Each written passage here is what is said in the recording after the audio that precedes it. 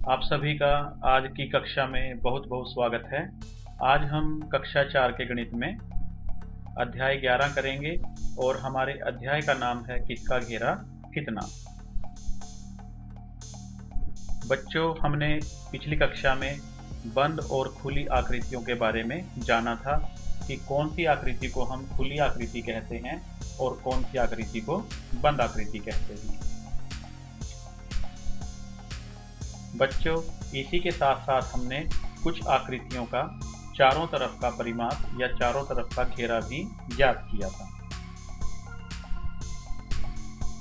बच्चों, आज की कक्षा में हम वृत्ताकार और घुमावदार आकृतियों का चारों तरफ का घेरा किस प्रकार निकाल सकते हैं उसके बारे में जानेंगे और चर्चा करेंगे।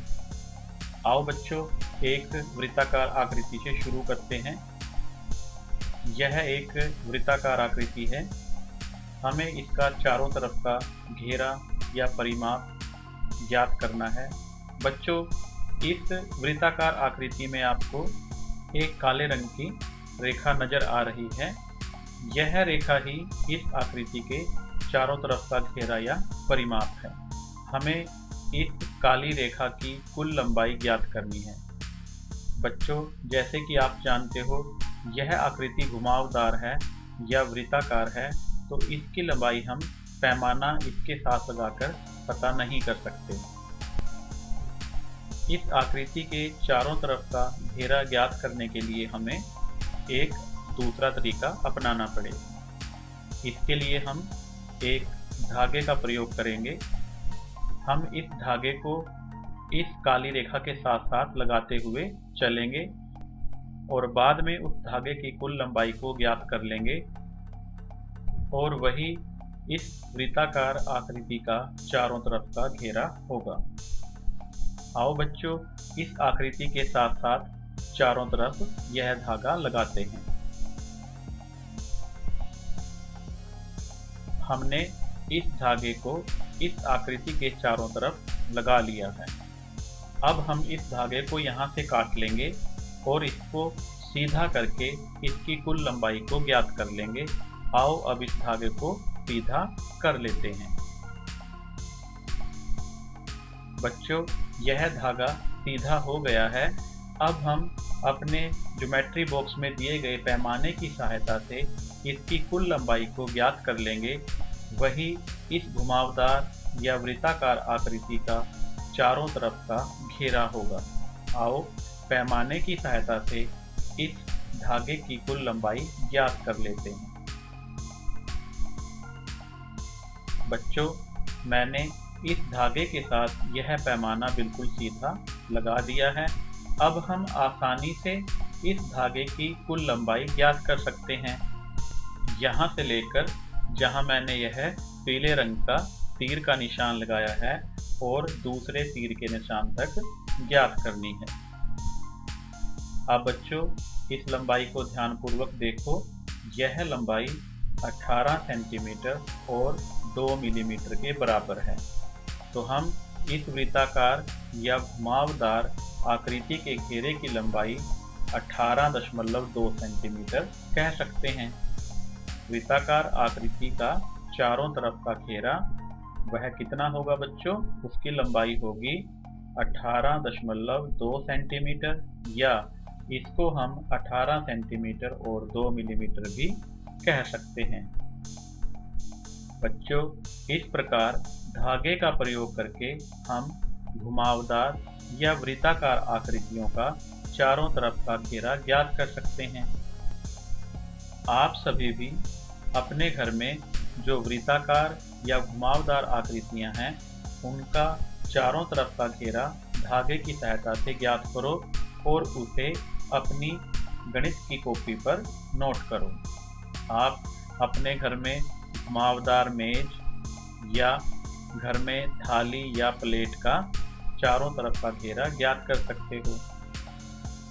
तो आप सभी बच्चे भी यह अभ्यास कार्य अपनी कार्य पुस्तिका या अपनी गणित की कॉपी पर पूरा करना है।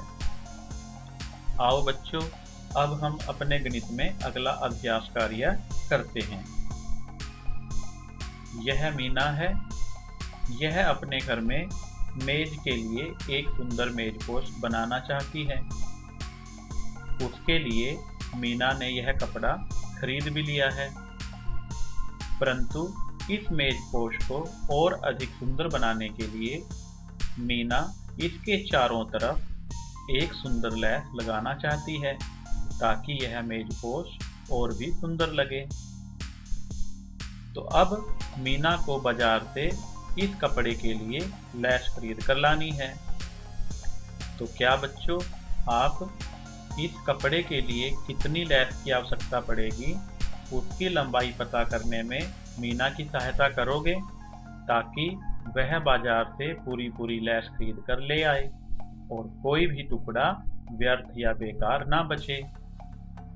तो बच्चों, जब भी मीना इस कपड़े के चारों तरफ लैस लगाएगी तो उसको इस कपड़े का चारों तरफ का घेरा या परिमाप पता होना चाहिए, क्योंकि वह इसके किनारे किनारे पर ही लैस लगाएगी। इस प्रकार तो अब अमीना को इस कपड़े का चारों तरफ का घेरा पता होना चाहिए, तभी तो वह इसके लिए सुंदर लैस खरीद कर ला सकती है। तो मीना को इस कपड़े के लिए लैस खरीदने से पहले इसका चारों तरफ का माप पता होना चाहिए, तभी तो वह इस कपड़े का घेरा ज्ञात कर सकती है। और यहाँ पर देखो बच्चों, अगर मीना इस कपड़े के चारों तरफ सुंदर लैस लगा देती है तो उसका मेजपोश बहुत सुंदर लगेगा। तो आओ अब हम इस कपड़े का चारों तरफ का घेरा ज्ञात करते हैं। सबसे पहले हमें इस कपड़े की लंबाई और चौड़ाई पता होनी चाहिए। यहाँ पर मीना ने इसकी लंबाई को नाप लिया है। इस कपड़े की लंबाई है 1 मीटर और 50 सेंटीमीटर। तो हम जानते हैं क्योंकि यह कपड़ा आयताकार है तो इसकी आमने सामने की भुजाएं बराबर होती हैं, इसलिए इस कपड़े की दूसरी लंबाई भी 1 मीटर और 50 सेंटीमीटर के बराबर होगी। और मीना ने इस कपड़े की चौड़ाई को भी नाप लिया है। इस कपड़े की चौड़ाई है 50 सेंटीमीटर, तो इस आयताकार कपड़े की दूसरी चौड़ाई भी 50 सेंटीमीटर के बराबर होगी। अब बच्चों, आपको इस कपड़े की लंबाई और चौड़ाई का भी पता चल चुका है। आओ अब हम मिलकर इस आयताकार कपड़े का चारों तरफ का घेरा ज्ञात करते हैं। उसके लिए हमें क्या करना होगा? उसके लिए हमें इसकी सभी लंबाइयों को आपस में जोड़ना होगा। आओ अब इस कपड़े का चारों तरफ का घेरा निकालते हैं। मेजपोश का चारों तरफ का घेरा। तो सबसे पहले हम इसकी एक तरफ की लंबाई को लिख लेंगे। हम इसकी इस लंबाई से शुरू करते हैं और यह लंबाई है 1 मीटर 50 सेंटीमीटर। अब इसके साथ हम जो इसकी दूसरी भुजा है जिसकी लंबाई 50 सेंटीमीटर है उसको भी इस लंबाई में जोड़ देंगे। यह 50 सेंटीमीटर है। अब इसकी दूसरी लंबाई को इसमें जोड़ देते हैं। यह 1 मीटर और 50 सेंटीमीटर के बराबर है। अब इस कपड़े की एक ही भुजा बची है और उसकी लंबाई कितनी है बच्चों? 50 सेंटीमीटर है। तो इसको भी हम इसमें जोड़ देंगे। अब हमने इसकी चारों भुजाओं को आपस में नाप लिया है। अब बच्चों, इन सभी लंबाइयों को आपस में जोड़ लीजिए तो आप इस मेजपोश का चारों तरफ का घेरा ज्ञात कर सकते हो। जैसा कि बच्चों यहाँ पर दिखाई दे रहा है, मेजपोश की लंबाई मीटर और सेंटीमीटर में दर्शाई गई है। तो बच्चों, जिस प्रकार हमने अपने अध्याय दुपट्टे की लंबाई में मीटर और सेंटीमीटर को जोड़ा था, इस लंबाई को भी हम वैसे ही जोड़ लेंगे। तो सबसे पहले हम इसके लिए एक मीटर और सेंटीमीटर का टेबल बना लेते हैं। अब इसमें हम पहली लंबाई 1 मीटर और 50 सेंटीमीटर को लिख लेंगे।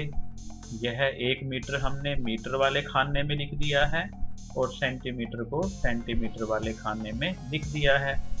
अब इसकी अगली लंबाई 50 सेंटीमीटर है, तो उसको हम 0 मीटर और 50 सेंटीमीटर कहेंगे।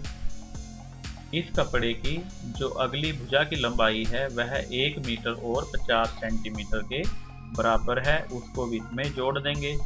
अब केवल चौथी भुजा बची है, उसकी लंबाई है 0 मीटर और 50 सेंटीमीटर। अब हम इन सभी का जोड़ कर लेंगे और वह इस कपड़े का चारों तरफ का घेरा होगा। आओ बच्चों, इसको जोड़ते हैं। सबसे पहले हम सेंटीमीटर से शुरू करेंगे। यहाँ पर इकाई का अंक 0 है। जब इन सभी 0 को आपस में जोड़ेंगे तो यहाँ पर 0 ही आएगा। अब यहाँ पर 4 बार 5 दिया गया है। 5 और 5 10, 10 में जब 5 जोड़ेंगे 15 आएगा और 15 में 5 जोड़ने के बाद 20 आएगा। 20 की 0 हम यहाँ लिख देंगे और हमारे पास 2 हासिल बचेंगे, वह हम मीटर में जोड़ देंगे। तो हमारे पास 2 हासिल हैं, 2 और नीचे 1 मीटर लिखा है। 2 और 1 3, 3 में 0 को जोड़ेंगे 3 ही आएगा। फिर 3 में 1 जोड़ देंगे, 3 और 1 4, फिर 4 में 0 जोड़ेंगे तो 4 ही आएगा। तो यह 4 मीटर और 0 सेंटीमीटर के बराबर आ जाएगा। तो बच्चों, हमारे इस मेज पोश का चारों तरफ का घेरा है 4 मीटर 0 सेंटीमीटर, या इसे हम 4 मीटर भी कह सकते हैं। तो इस मेज पोश के चारों तरफ लगाने के लिए मीना को बाजार से 4 मीटर लैस खरीदनी पड़ेगी, फिर वह अपने मेज को बहुत सुंदर बना सकती है। इसी प्रकार बच्चों, आप भी अपने घर में जो मेज है उसकी लंबाई और चौड़ाई पता करके उसके चारों तरफ का घेरा या परिमाप ज्ञात कर सकते हो। तो आप बच्चों के घर में जो भी छोटा या बड़ा मेज है, आपने उसकी लंबाई और चौड़ाई ज्ञात करके अपनी कॉपी पर लिखनी है और फिर उसका चारों तरफ का घेरा ज्ञात करना है।